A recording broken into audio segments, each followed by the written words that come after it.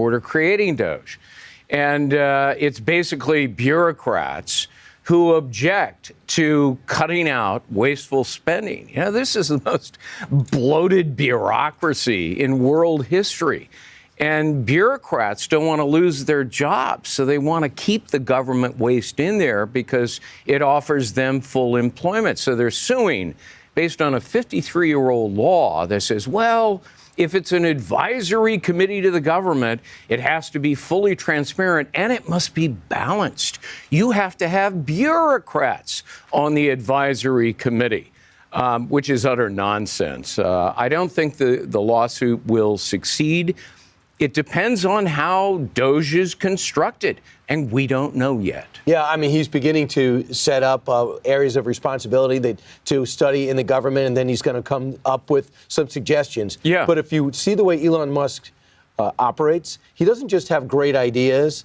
He actually has great systems. He understands manufacturing. He understands workforce load. He just studies this as much as he does the science and the physics behind some of his creations. So he is really, I didn't realize until I read the book by Walter Isaacson, how perfectly built he is to do just this in government. Yeah, he's obviously a skilled, brilliant guy, an entrepreneur extraordinaire. And I think we need those kinds of skills on a DOGE committee to cut trillions of dollars in wasteful spending and costly regulations. If you leave it up to bureaucrats, they'll increase the debt and deficit. All right.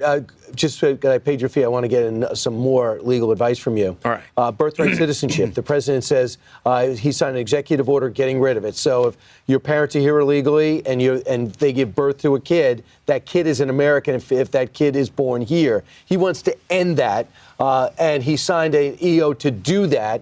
Has he done that? Well, the EO orders it done, and almost immediately he was sued.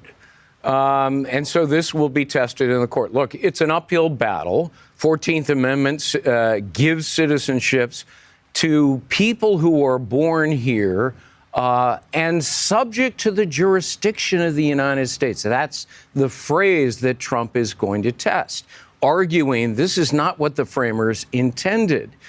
People here illegally and fraudulently are not necessarily subject to the jurisdiction and the laws of the United States because they shouldn't be here in the first place. So they shouldn't receive the benefit and government welfare, taxpayer-funded health care, passports, Social Security numbers. They should be removed.